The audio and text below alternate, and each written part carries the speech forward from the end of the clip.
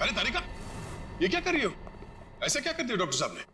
करने दीजिए ना सर, कुछ भला करने जा रही है तो उसे टोकना ठीक नहीं है ना सर? नहीं, मैं जानता हूँ अच्छी तरह से। जिस दिन मैं वहां पर लाशों की जगह लेटा हुआ होऊंगा ना, तुम लोग सबको मिठाई बांटने वाले हो, जानता हूं मैं तुम्हारे सारे इरादों के गुब्बारों को उड़ने से पहले ही फोड़ करके दम लूंगा, समझे? हमारी वजह से आप बच गए सालू के साथ, वरना तारिका ने तो आपका सर फोड़ ही दिया था। अरे मैं तो सिर्फ इनायत कर रही थी। अच्छा, सालू के साथ का सर फोड़ने का? जी नहीं, इस औरत के सर पे किस चीज से बहुत जोर से मारा गया है जिससे इसकी मौत हो गई, ये पता लगाने के लिए। देख सालुंखे, किस चीज से मारा ये तो हमें पता है, यही मर्डर वेपन है। हाँ, इस पे तो हमें इनका खून भी मिला था जो उस वक्त तक सूखा भी नहीं था। ये लो, बहुत बढ़िया। हाँ? जो भी वहां पर मिला उस पर भरोसा करके आगे सीधे आना, कमाल है, बिना अपना दिमाग लड़ाया। तारिका, कई बार मैं सोचता हूँ अगर हम नहीं होते तो इन लोगों का बेचारों का होता क्या है? ये बात हमें क्राइम सीन पर मिला है। अगर इससे नहीं मारा गया तो फिर इस पर खून कहां से आ गया? क्या अपने आप छल के आ गया है? ये मैं नहीं जानता हूँ, लेकिन हाँ ये मैं जरूर जानता हूँ कि ये मर्डर वेपन नहीं। डॉक्टर साहब, आप इतने कॉन्फिडेंस के साथ कैसे कह सकते हैं? हाँ, अब आए पॉइंट पर। तो सुनो, इस औरत की मौत हुई है खोपड़ी की हड्डी टूट जाने की वजह से, और हड्डी टूटी नहीं, चकनाचूर हो गई। और ऐसा तभी हो सकता है जब जबरदस्त तरीके से इस पर वार किया गया, बहुत ज्यादा इंपैक्ट की जरूरत होती है। और इस वार से कितनी भी जोर से क्यों ना मारा गया, हड्डी इस तरह से चकनाचूर नहीं हो सकती। अगर इनका खून इस आवाज से नहीं हुआ है तो फिर किस चीज से हुआ? बहुत भारी चीज से इसके सर पे वार किया गया है। बहुत भारी चीज से? तो फिर सालुंखे, हमें वहां क्राइम सीन पर इसके अलावा और कोई भारी चीज नहीं मिली, समझे? दया, इसके पास और कोई जवाब नहीं है, हमारा टाइम बर्बाद कर रहा है। एक मिनट, मैं टाइम बर्बाद कर रहा हूँ? हाँ। मैं डॉक्टर सालू के तुम लोगों का टाइम बर्बाद कर रहा है? हाँ। ठीक है, तो मैं खुद वहां क्राइम स्पॉट पे जाकर के ये थ्योरी प्रूव करके दिखाऊंगा बॉस, तब पता लगेगा कौन टाइम बर्बाद कर रहा है, मैं या तुम खुद अपना टाइम बर्बाद करो। तारिका, मेरे बैग, अरे बैग दो ना तुम यार, मैं बताता हूँ इन्हें कौन टाइम बर्बाद कर रहा है। Fast quick.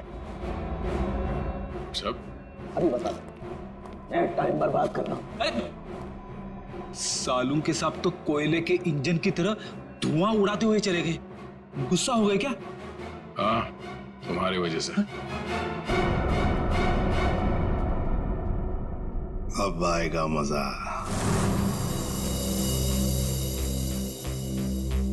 सब कुछ ढूंढ लिया, आप क्या ढूंढेंगे? अपना सर ढूंढो। कहा था ना यार तुमसे, कोई भारी चीज से मारा गया तो भारी चीज ढूंढो ना प्लीज। साहब, क्या लगता है इससे मारा होगा? सर क्या इससे मारा होगा? नहीं, इससे नहीं हो सकता।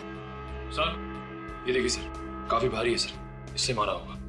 सर पे मार के देखो, अगर सर खुल जाएगा तो मान लो। आपके सर पे कैसे मार? शट अप यार सालू की क्यों टाइम बर्बाद कर रहा है हमारा? तू बस प्लीज मुझे ढूंढने दो। एक काम करो, आप लोग बैठो, मैं जरा ढूंढता हूँ प्लीज।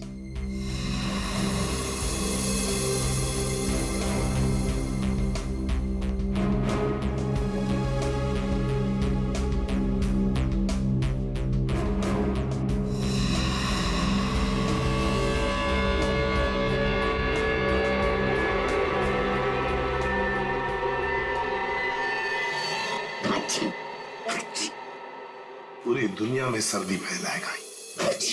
ओए, अरे यार क्या हो गया? सर क्या हुआ, आप इतना ठीक क्यों रहे? मसाला मसाला मसाला। हाँ सर, चारों तरफ मसाला गिरा हुआ है और यहाँ पे निशान भी है। लगता है मसाला कूटने का खलबट्टा रखा था यहाँ पे। सर बट्टा तो काफी भारी भी होता है। एक काम करो, आसपास जितने भी घर हैं, सारे के सारे घर चेक करो। श्रेया, दादी माँ को लेकर आओ।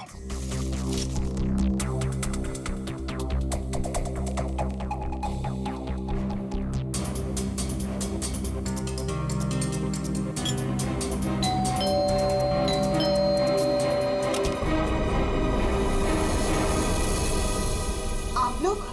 हमें आपके घर की तलाशी लेनी है। लेकिन खून तो वहां हुआ है, आपको यहाँ क्या मिलेगा? देखिए, आपकी बिल्डिंग में खून हुआ है। क्या आप चाहती हैं कि एक और खून हो जाए? प्लीज हमें अपना काम करने दीजिए। ओके, आइए।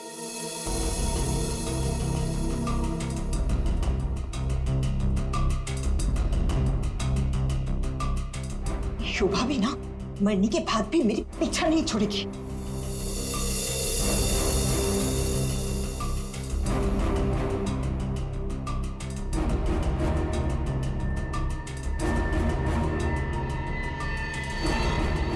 सर, आश्रया, सर ये देखिए। सर, ये तो हमारी है। नहीं नहीं, ये तो हमारा है। आंटी जी को कोई गलतफहमी हो रहा है। सर, इसके नीचे शोभा का नाम लिखा हुआ है। शोभा, तो क्या आपने इन्हें ये दिया था? नहीं सर, आज सुबह तक तो ये हमारे पास ही था। तो फिर यहाँ कैसे? जरा चेक कर लिया।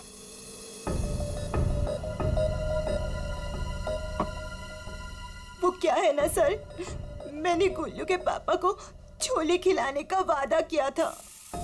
शोभा जी तो मर ही गई थी, वो इससे क्या करती, इसलिए मैं ये लेके चली आई। मैंने कोई खून नहीं किया सर, मैं सच बोल रही हूँ सर, मैंने कोई खून नहीं किया। बॉस, इन पर तो कहीं भी खून के ट्रेसेस नहीं, खून का निशान नहीं, मतलब ये मर्डर वेपन नहीं है। मुझे लगता है शोभा ही हमें बताएगी कि उसका खून कैसे हुआ है और किसने किया।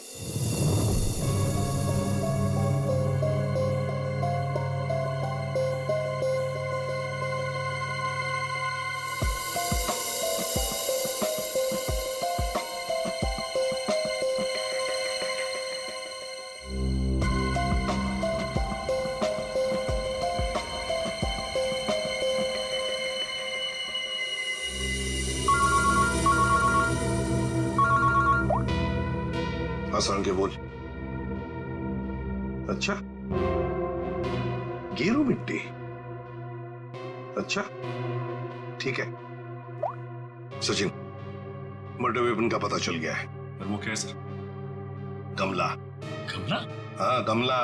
साळुंखे को शोभा के कान में गेरू मिट्टी के कुछ अंश मिले। गेरू मिट्टी जो गमले में इस्तेमाल होती है। सर, हमें शोभा के घर में एक भी फ्लावर पॉट नहीं मिला है। देखते हैं।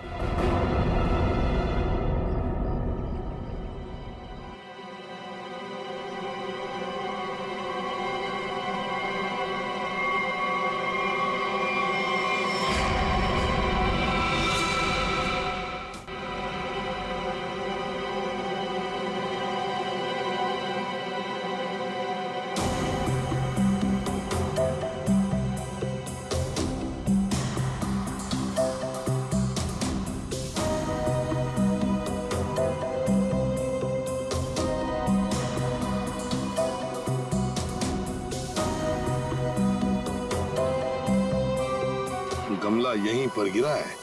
पर सर, गमला गया कहाँ?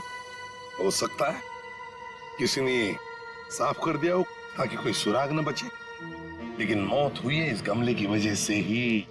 लेकिन सर ऐसा कैसे हो सकता है? घर के बाहर लगे सीसीटीवी फुटेज में तो हमने किसी को कमरे के अंदर जाते देखा नहीं। तो फिर शोभा जी के सर पे गमला मारा किसने होगा? वही तो समझ में नहीं आ रहा है सचिन कि गमला मारा किसने, और फिर इतने जोर से मारा है कि किसी इंसान की जान ही चली जाए। हाँ सर, सवाल ये भी है कि बंद कमरे से खूनी बाहर गया कैसे? जमीन चीर के या आसमान फाड़ के? जमीन चीर के तो नहीं निखिल, जमीन चीर के नहीं, आया होगा तो आसमान फाड़ के ही। 1 2 3 4 5 6 7 7वें मंजिल पर शोभा जी रहती है, वो रही उसकी बालकनी, और बिल्कुल उसी के ऊपर है 8वें मंजिल की बालकनी। चलो चलकर देखते हैं।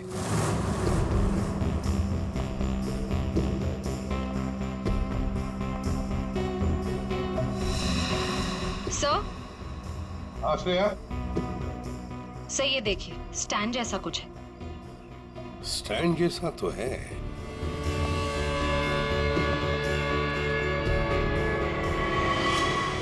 श्रेया, ये गमले का ही स्टैंड है। गमला इसी स्टैंड पर था। ये देखो, यहां से गमला यूं धक्का मार के नीचे फेंका गया। ये फ्लैट किसका है? सर किसी एनआरआई का है और बिल्डिंग का सेक्रेटरी होने के नाते इसकी चाबी सिर्फ मेरे पास ही रहती है सर। क्या हाल फिलहाल में यहाँ पर कोई आया था? मुझे नहीं पता। तुम्हें पता नहीं? तो फिर इसका एक ही मतलब हो सकता है कि जबकि इस फ्लैट की चाबी सिर्फ तुम्हारे पास ही है, तो इस फ्लैट में भी सिर्फ तुम ही आए होंगे। ये क्या कह रहे हैं सर? मेरे कहने का मतलब है कि फ्लैट की चाबी उन्होंने मुझे दी थी। क्या है सर कि सारे एम्प्टी फ्लैट की चाबी ऑफिस के ड्रॉअर में होती है। एजेंट लोग सर कभी भी आते जाते रहते हैं, तो सर मैं 24 घंटे उनके लिए घर पे थोड़ी ना रहूंगा सर। ये खाली फ्लैट्स की चाबियां ऑफिस में रहती है, ये बात सबको पता है? हाँ, हमारे सारे रेजिडेंट्स और सारे कमिटी मेंबर्स को ये बात पता है। हमारे अलावा कोई भी कभी भी ऑफिस जाकर चाबी ले सकता है। वाह, देखा कितने अच्छे सेक्रेटरी है ये सोसाइटी के। जबकि सारी जिम्मेदारी तुम्हारे ऊपर है। फ्लैट के अंदर कोई भी घुस सकता है, कुछ भी कर सकता है। यहाँ तो एक खून हुआ है, खून, समझे? और ये जिम्मेदारी सिर्फ तुम्हारी है। सर खून तो शोभा जी के फ्लैट में हुआ है सर, इससे इस फ्लैट का क्या कनेक्शन हो सकता है सर? जाइए, आप जाइए नीचे और सबको इकट्ठा कीजिए, सारे रेसिडेंट्स को कंपाउंड में। जाइए जी जल्दी। सर जी। सचिन, ये देखो, हम हैं 8वें मंजिल की बालकनी पर और शोभा जी रहती थी 7वें मंजिल पे। जब शोभा जी वहां अपनी बालकनी से बाहर झुकी होगी किसी काम की वजह से, तब 8वें मंजिल के मतलब यहां से वो गमला शोभा जी के सिर पर मारा गया, ठाम करके ऐसे।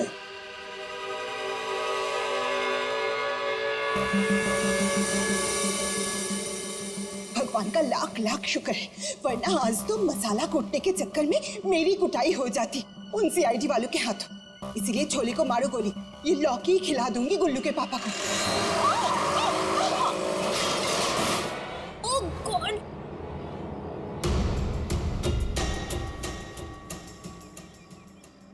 ये क्या किया? आज तो शायद लौकी भी नसीब में नहीं है। एक्सक्यूज मी, हाँ गलती आपकी है। एक तो आप मेरे बीचों बीच आ गई, उल्टा आप मुझे सुना रही हैं।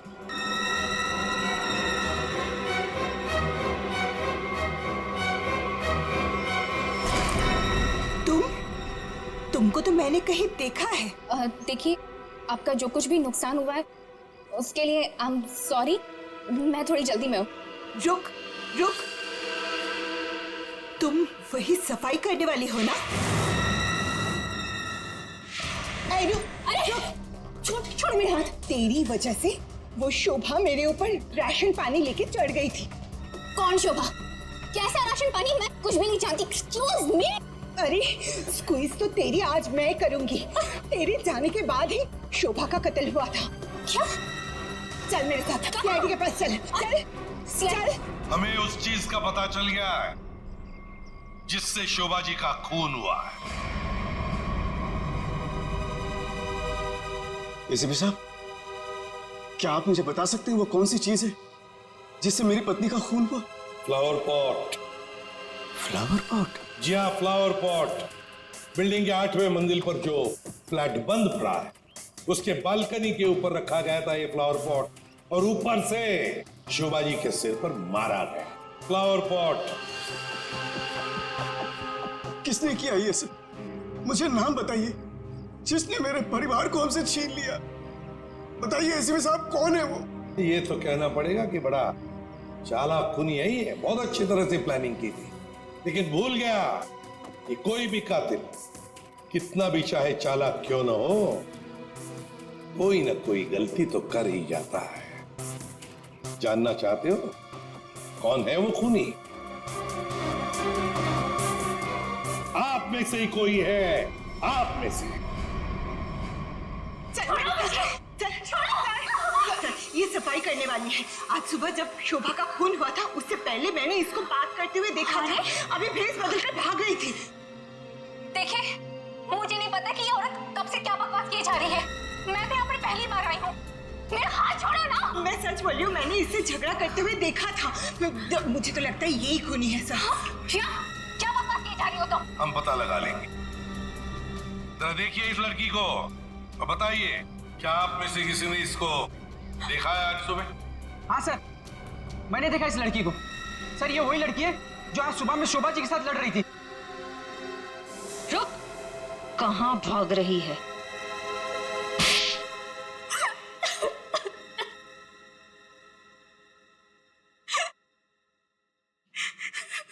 ये सब रोना धोना बंद करो और बताओ कौन कौन है इसके पीछे। तुम्हारे अकेली का काम नहीं है ये, बताओ जल्दी। कौन कौन मिला हुआ है तुम्हारे साथ इस काम में? हाँ? क्यों खून किया शोभा का? खून?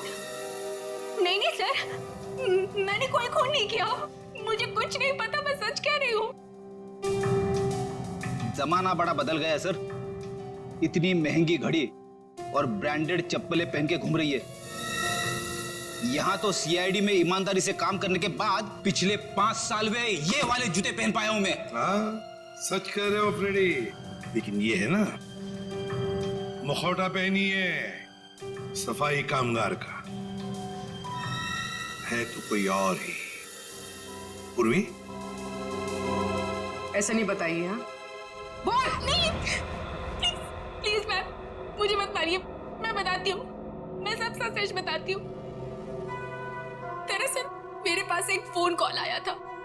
कौन लोग थे मुझे नहीं पता, लेकिन वो लोग शोभा से बदला लेना चाहते थे। बदला कैसे लेना है वो सारे इंस्ट्रक्शन मुझे फोन पर बता दिए गए थे। मैंने बस उसे फॉलो किया था और कुछ नहीं किया था, खून नहीं किया था सर। एक अनजान आदमी ने तुम्हें फोन कॉल किया और तुम उसकी मदद करने के लिए तैयार हो गई? हाँ सर। ऐसी क्या दुश्मनी थी तुम्हारी शोभा से? सर, शोभा अच्छी औरत नहीं थी, वो बहुत ही घमंडी और झगड़ालू किस्म की औरत थी। समय एक स्टोर में सेल्स गर्ल का काम किया करती थी। मेरे स्टोर में आई वो एक दिन, नेल पेंट दिखाने के लिए कहा। नेल पेंट का ढक्कन जब मैं खोल रही थी तो सर गलती से वो नेल पेंट की कुछ बूंदें उसके साड़ी के पल्लू पे गिर गई थी सर। उसके बाद उसने जो हंगामा खड़ा किया, मैंने उससे माफी मांगी, मिन्नती की कि प्लीज मुझे माफ कर दीजिए, लेकिन उसने मेरी एक बात भी नहीं मानी। मैनेजर के पास चली गई सर। मैनेजर ने मुझे नौकरी से बाहर निकाल दिया। 2 महीने तक मुझे कहीं कोई नौकरी नहीं मिली। घर का किराया तो दूर, खाने तक को मेरे पास पैसे नहीं थे। मकान मालिक मेरे सिर पर चढ़ करके मुझे परेशान करने लगा, कहा कि निकलो मेरे घर से। सर, उसने मेरी पूरी जिंदगी तबाह कर दी। फिर मैंने ठान लिया था कि उस शोभा से मैं बदला जरूर लूंगी। इसलिए तुमने कानून को अपने हाथ में लेने का फैसला किया है? सर, मैं मानती हूँ कि मुझसे बहुत बड़ी गलती हो गई। प्लीज आप लोग मुझे माफ कर दीजिए, प्लीज। ये लो, सब कुछ मान लिया तो माफी मिल गई, ऐसे लगता है तुम्हें? है? तुम्हारी सजा हम कम कर सकते हैं, मगर एक शर्त पर। हाँ सर, मुझे आप लोगों की सारी शर्त मंजूर है। बताइए मुझे क्या करना होगा? तो ये बताओ कि फोन पे एग्जैक्टली क्या इंस्ट्रक्शन दिए गए थे तुम्हें? मुझे बस वो फ्लावर पॉट गिरने के बाद उसे साफ करने के लिए कहा गया था। वो फ्लावर पॉट जैसे बालकनी से शोभा के सर से टकराकर नीचे गिरा तो मेरे पास उसे झट से साफ करके वहां से मैं निकल गई। बस यही किया था मैंने। वो फ्लावर पॉट किसने फेंका था? Flower pot? नहीं, किसी ने फेंका नहीं था। किसी ने नहीं फेंका? ये कैसे हो सकता है? कोई तो ऊपर था फेंकने वाला। नहीं सर, मैं सच कह रही हूँ, वहाँ पर कोई नहीं था। वो फ्लावर पॉट अपने आप गिरा था। कौन था ऊपर? यकीन कीजिए, मैं क्यों झूठ बोलूंगी आप लोगों से।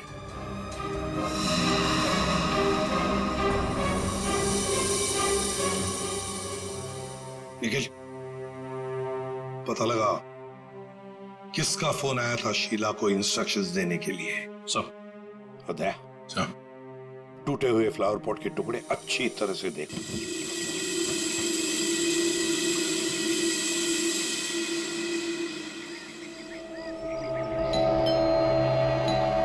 कचरा, कचरा।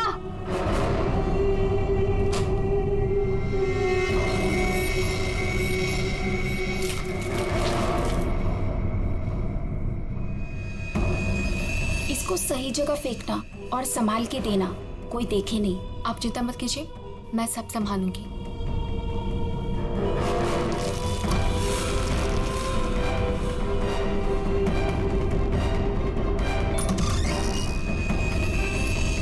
जल्दी दो। कौन है बेटा? कोई नहीं माँ, कचरा वाली थी।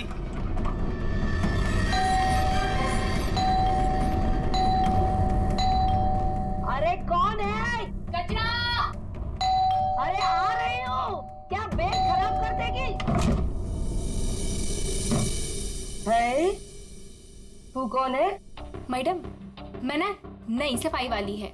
वो क्या है ना, सविता गांव गई है तो उसकी जगह मेरे को रखा है यहाँ पे। ये सेक्रेटरी भी ना इन्फॉर्म ही नहीं करता है और किसी को भी रख देता है काम पे। क्या मैडम, सुबह सुबह चिलम चिली करने का। लाओ, वैसे भी मेरे को 10 और घरों में जाना है। लाओ जल्दी दो। है तेवर तो देखो, जैसे ऑफिस ही जाना है तुझे। चल जा, नहीं देते डब्बा। हाँ हाँ तो मत दे, वैसे भी तेरे कचरे से कितनी बदबू आ रही है। अच्छा, परफ्यूम मार के दूं कचरा तुझे? अरे तो मैं मरी नहीं चाही हूँ लेने के लिए। बात तो ऐसे करी है जैसे लगता है कचरा नहीं सोना मांग लिया हो। एक मिनट, कहीं आप वही झगड़ालू औरत तो नहीं जो घड़ी घड़ी सबसे झगड़ा करते फिरते रहती है? हाँ, अरे बहुत किसे सुने हैं आपके बारे में। हाँ ए लड़की, मुझसे सवाल चला रही है तू? हाँ? औकात क्या है तेरी? क्या हुआ? सुबह सुबह ये चिल्लम चिल्ली क्या चल रही है? देखो ना मैडम, मैं ना नई सफाई वाली कचरा लेने के लिए आई थी। वो सविता ना गाँव गई है, उसकी जगह मेरे को रखा है यहाँ पर। मैडम से कचरा क्या मांग लिया? ऐसा लग रहा है कि इसका कचरा बेच करके कोई सोने का महल बना लेगी मैं। बाबा रे बाबा, कितना झगड़ा करती है ये। ओह, तो इसमें कौन सी नई बात है? सबके साथ झगड़ा करना इनकी पुरानी आदत है। आ गई होशियारी झाड़ने।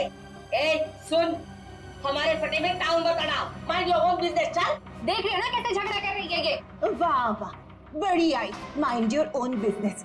पहले अपने माइंड का इलाज कराओ। सबके नाक में दम करके रखा है अपने रोज के झगड़ों की वजह से। भाभी जी please, I am sorry, I am really sorry. आप अंदर जाइए। शोभा, अंदर जाओ।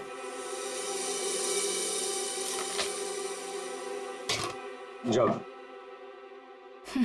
खाली लड़ते रहती है, पता नहीं कैसी औरत है ये। आपको बीच में आने के लिए किसने बोला? हाँ, अगर आप बीच में नहीं आते थे ना तो उस रचना की बच्ची को देख लेती थी मैं। मुझे अंदर ले आए सो आए, आपने सॉरी बोला उसे? सॉरी बोला? अरे किससे पूछ के सॉरी बोला? हमेशा से गलत काम करते हो, हमेशा से गलत काम करते रहते हो। हाँ हाँ हाँ, सब हमारी गलती है, हमारी गलती है सब। लोग हमसे बात नहीं करते, लोग हमें देख करके दूर भाग जाते हैं, कोई हमें अपने घर में नहीं बुलाते, सब हमारी गलती है। शोभा प्लीज देखो, शोभा इस तरह से बात बात में लोगों के साथ झगड़ा करना बंद कर दो। देखो शोभा, तुम जानती हो इस वजह से लोग हमारे घर को कितने बदनाम कर चुके हैं, यहाँ तक कि सोसाइटी वाले पुलिस की धमकी दे चुके हैं। अरे वो क्या पुलिस कंप्लेंट करेंगे, मैं खुद पुलिस स्टेशन जाऊंगी और एक एक को ठीक से देख लूंगी।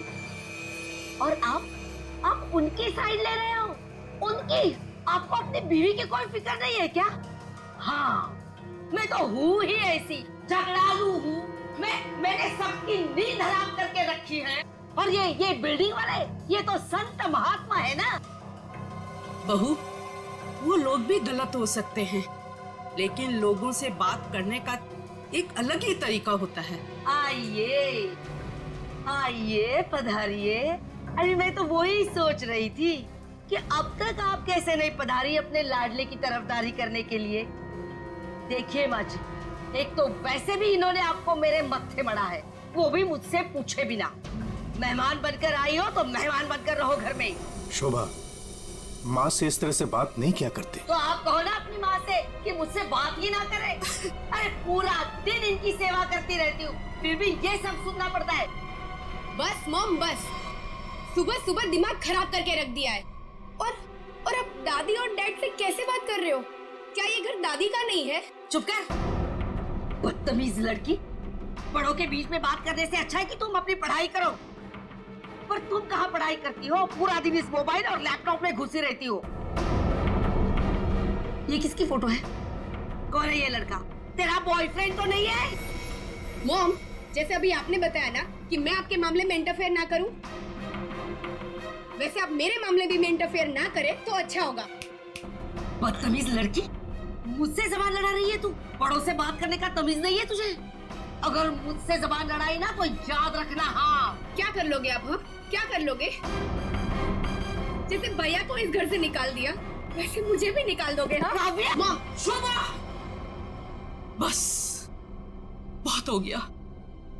ऐसे किसी जवान लड़की से बर्ताव नहीं किया जाता। माँ, तुम्हें मंदिर जाने में देर हो रहा है ना? चलो मैं तुम्हें मंदिर छोड़ देता हूँ। काव्या, तुम्हें कॉलेज जाना है ना? चलो मैं तुम्हें ड्रॉप करता हूँ। चलो जल्दी चलो। तुझे तो मैं देख ही लूंगी। बहुत बदतमीज होने लगी है आजकल।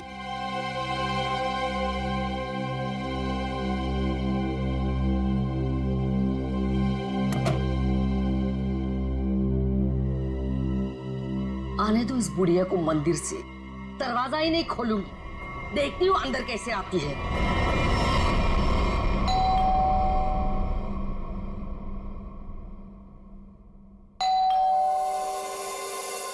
शोभा, दरवाजा क्यों नहीं खोल रही हो? शोभा, क्या हुआ माँ जी? आपने शोभा को कहीं जाते हुए देखा है क्या? क्या हुआ माँ जी? रचना, तूने शोभा को कहीं देखा है क्या? माँ जी, मेरे इतने भी बुरे दिन नहीं है कि मैं उनको देखूं। पता नहीं उसमें भी उनको कोई प्रॉब्लम हो जाए। पर हुआ क्या? शोभा दरवाजा नहीं खोल रही है। अब सर आप जाके सेक्रेटरी को बुला के लाइए ना प्लीज। अभी बुलाता हूँ। शायद वो बाथरूम में नहा रही हो। इतनी देर से नहा रही है? शायद अपना पाप धो रही होगी। माँ जी, आपके पास घर की दूसरी चाबी होगी ना? नहीं है। एक मिनट माँ जी, मैं आपके बेटे मनीष को फोन करता हूँ। हटिए हटिए।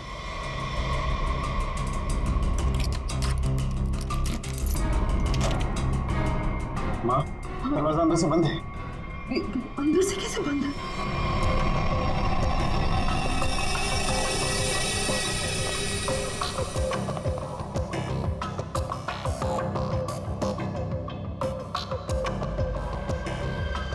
सर, घाव काफी गहरा है। लगता है किसी भारी चीज से वार किया गया।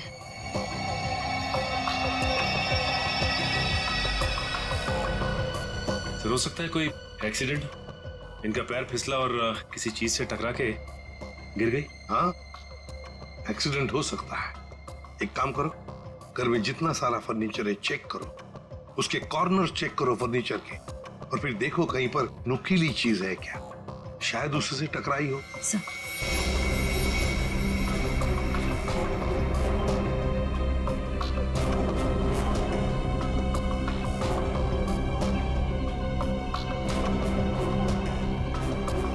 सर।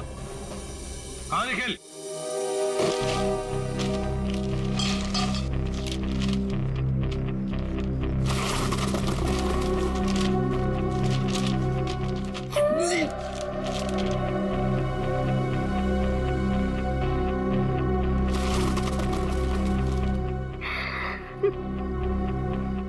सीआईडी पे इतने साल काम करके यही इज्जत मिली। क्या हुआ पंकज सर? कोई इज्जत चाहिए आपको? नहीं, वो सर, इसमें सिर्फ सड़ा हुआ कचरा है सर, और कुछ भी नहीं है सर। यहाँ पे थोड़ी देर और खड़ा रहा ना तो मैं बदबू के मारे शहीद हो जाऊंगा सर। कुछ नहीं होगा तुम्हें, काम पे ध्यान दो।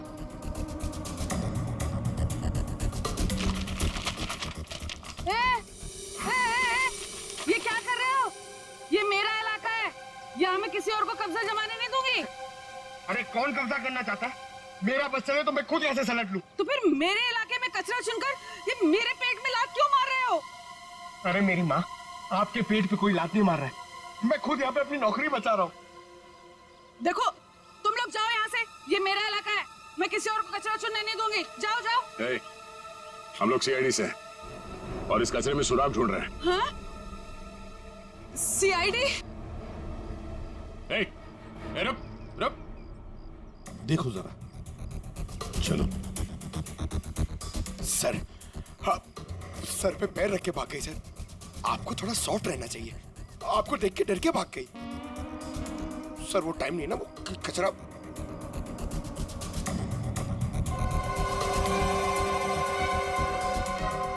सर, ये देखिए, ये कुछ गमले के टुकड़े मिले हैं।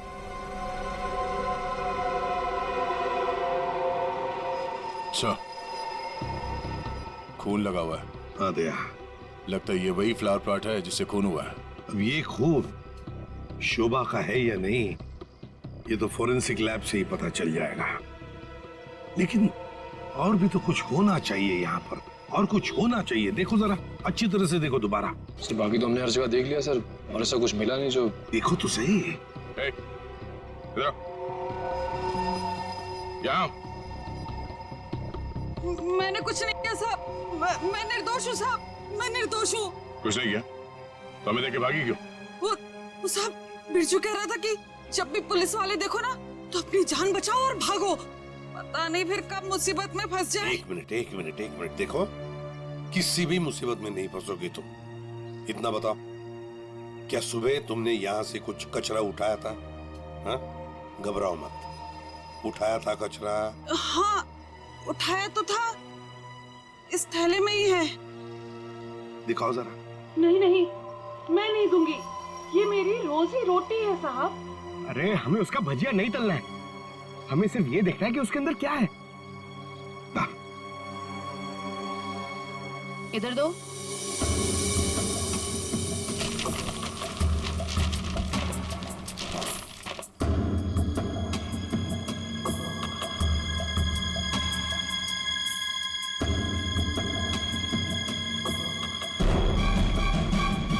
खिलौने का बॉक्स है सर, एड्रेस भी लिखा हुआ है। ओह, तो ये है खूनी।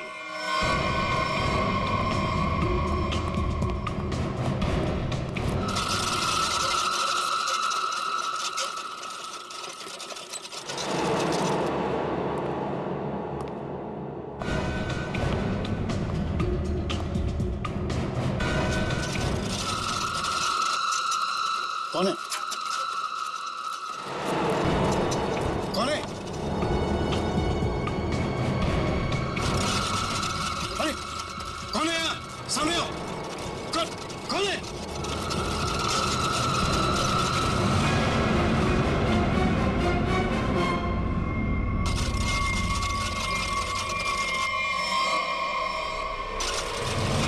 मनीष बाबू,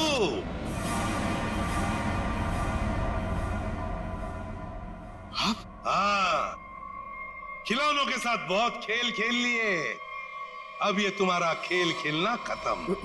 मैंने आगे रास्ता बंद है। मैंने कुछ नहीं किया। अब ये बता, शोभा को क्यों मारा तुमने? मैंने नहीं मारा, मैंने नहीं मारा।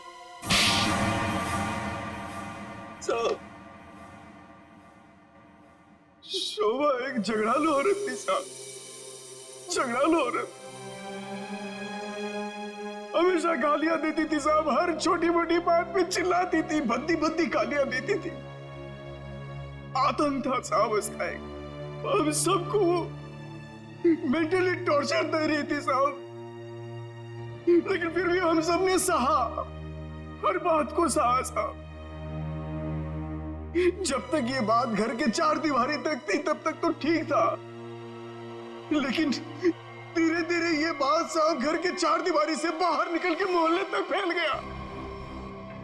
आए दिन लोग पड़ोसी हमारे पास आते थे कंप्लेन लेकर के, शोभा ने किसी का झगड़ा किया, मारपीट किया। तंग आ चुके थे साहब, हम लोग तंग आ चुके थे। फिर भी हमने शोभा को समझाने की कोशिश की, मगर वो नहीं समझती थी साहब। हमने तो थक के छोड़ दिया था ये सोचना कि उसे समझाना रोकना हमारे लिए मुमकिन ही नहीं है साहब। बस सिर्फ इसी वजह से तुम लोगों ने उसकी जान ले ली?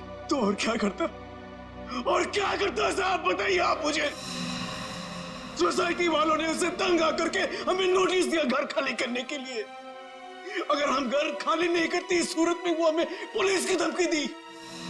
अगर ऐसा था तो डिवोर्स दे देते उसे मारने की क्या जरूरत थी? उसकी भी कोशिश की थी साहब, मैंने, मगर उसने मुझे धमकी दी थी कि अगर मैंने उसे डिवोर्स दिया तो वो मुझे कोर्ट में घसीट के ले जाएगी। मेरे ऊपर डोमेस्टिक वायलेंस का इल्जाम लगाकर वो मेरे ऊपर केस करने वाली थी साहब। मैं मजबूर था, कुछ नहीं कर पाया साहब। रितेश, शोभा तो तुम्हारी माँ थी ना? सर, माँ का प्यार इस दुनिया में सबसे बड़ा प्यार होता है सर।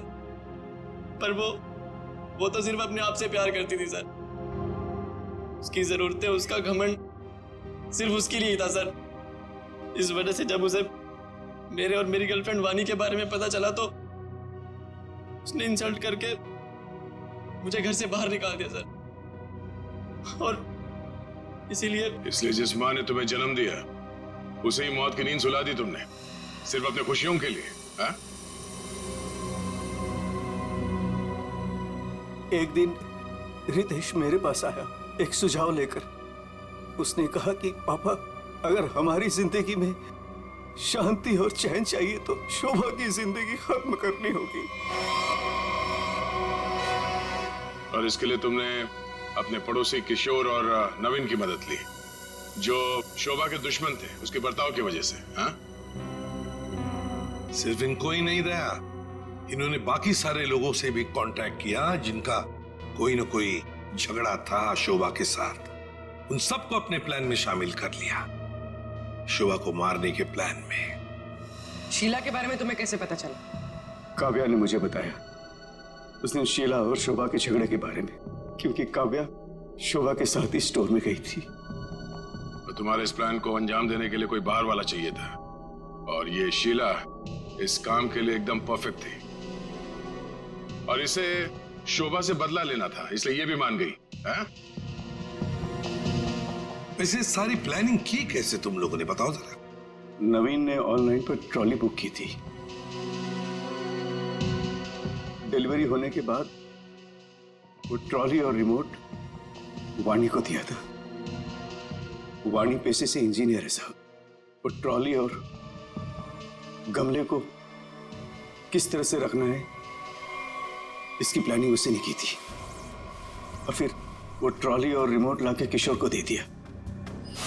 और फिर काव्या और रितेश ने मिलकर वो गमले और ट्रॉली को ऊपर बैल्कनी में सेट कर दिया। तुम्हें कैसे पता चला कि ये शोभा बालकनी में किस वक्त आने वाली, कितने बजे? साहब, हर रोज सुबह 10 बजे एक भाजी वाला ठेला लेकर के हमारे बिल्डिंग के नीचे आता है, और शोभा उस पर बैल्कनी में खड़े होकर के खड़ी खोटी सुनाती थी साहब, चिल्लाती थी, झगड़ती थी उससे। बस मुझे उसी मौके का इंतजार था।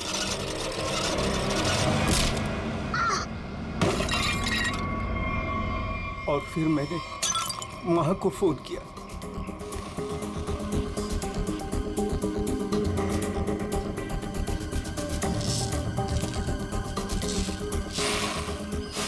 कभी एक बार भी नहीं सोचा कि शोभा के ऐसे स्वभाव के पीछे कोई वजह हो, कोई कारण हो सकता है उसे कोई दिमागी बीमारी हो जिसका इलाज हो सके? नहीं सोचा।